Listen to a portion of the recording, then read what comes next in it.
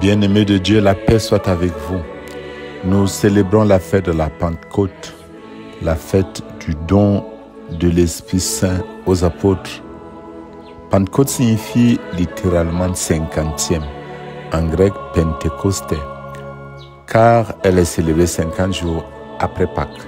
À l'origine, la Pentecôte était une fête juive appelée Shavuot, célébrée 50 jours après la Pâque juive, marquant la fin de la moisson et le don de la loi à Moïse sur le mont Sinaï. C'est un événement fondamental pour notre foi, car il marque la naissance de l'Église et le début de la mission des disciples dans le monde.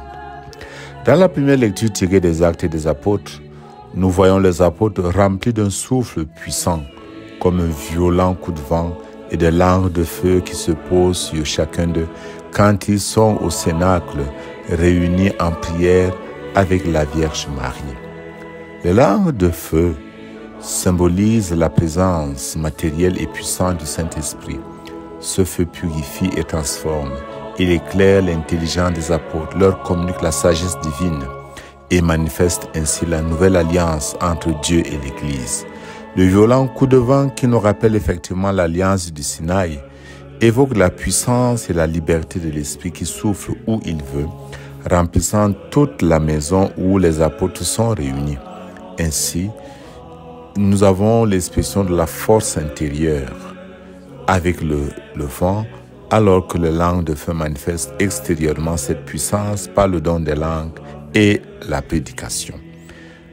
Ces signes extraordinaires signifient que les apôtres sont investis d'une force divine pour annoncer la parole de Dieu avec sagesse, puissance et universalisme, inaugurant ainsi la mission de l'Église dans le monde. Effectivement, l'Esprit Saint leur donne la capacité de parler en d'autres langues, un don qui dépasse les barrières humaines et culturelles. Ce miracle manifeste que l'Esprit uni des peuples rassemble les diversités. Ce n'est plus la tour de Babel, projet humain d'une même langue et de la pensée unique, mais plutôt un projet divin de l'unité dans la diversité. Cela nous rappelle que l'Esprit Saint est un souffle de vie qui renouvelle la face de la terre, comme le psalmiste le chante. Tu envoies ton souffle, ils sont créés, tu renouvelles la face de la terre. Psaume 103, verset 30. Nous avons ce beau refrain. Ô Seigneur, envoie ton esprit qui renouvelle la face de la terre. Ce renouvellement, nous voyons déjà dans la deuxième lecture. Saint Paul nous enseigne que l'Esprit habite en nous et fait de nous des fils et des filles de Dieu. Ce n'est plus la peur ni l'esclavage qui domine notre vie, mais la liberté d'enfant aimé du Père. Saint Paul dit, vous n'avez pas reçu un esprit qui fait de vous des esclaves et vous ramène à la peur, mais vous avez reçu un esprit qui fait de vous des fils, et c'est en lui que nous crions Abba, c'est-à-dire Père. L'Esprit nous fait vivre, même si notre corps reste marqué par la fragilité et la mort. Saint Paul ajoute, et si l'Esprit de celui qui a ressuscité Jésus d'entre les morts habite en vous, celui qui a ressuscité Jésus, le Christ d'entre les morts, donnera aussi la vie à vos corps mortels par son Esprit qui habite en vous.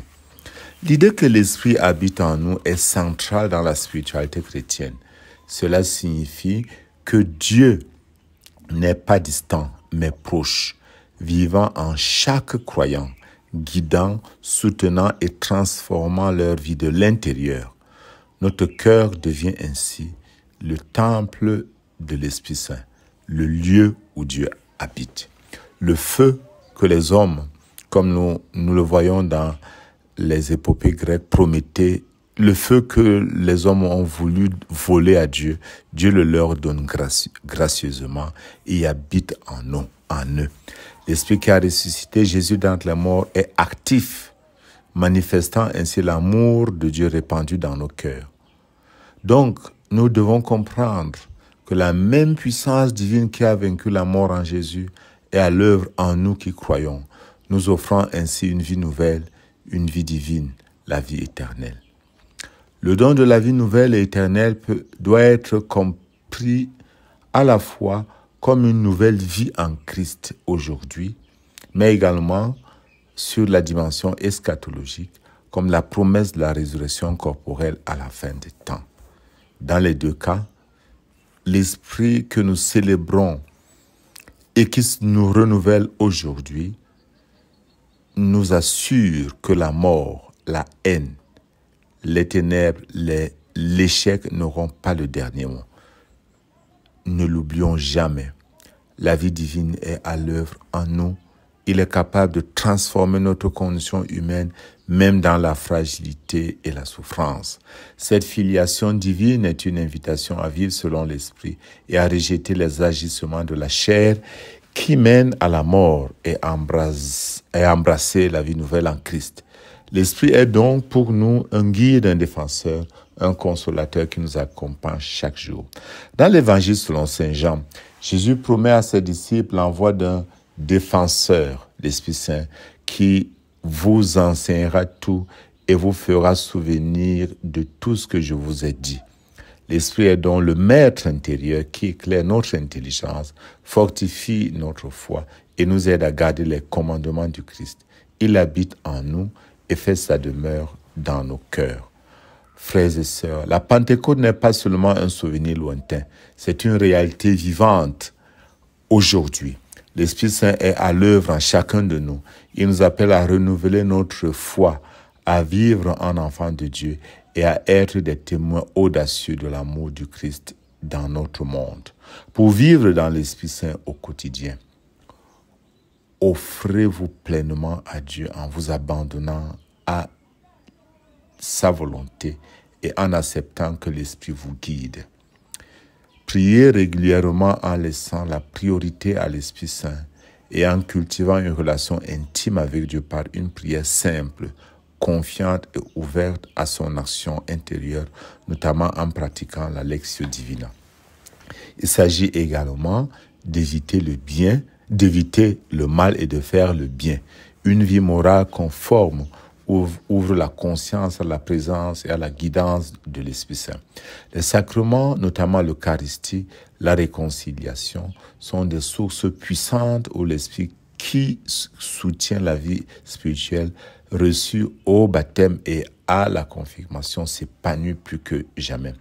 Il s'agit également d'accueillir et de cultiver les dons de l'Esprit, que ce soit ce que le Vatican II appelle les dons extraordinaires, que les dons ordinaires, notamment le courage de bien faire son travail, de pratiquer la charité et les bonnes œuvres au nom du Christ.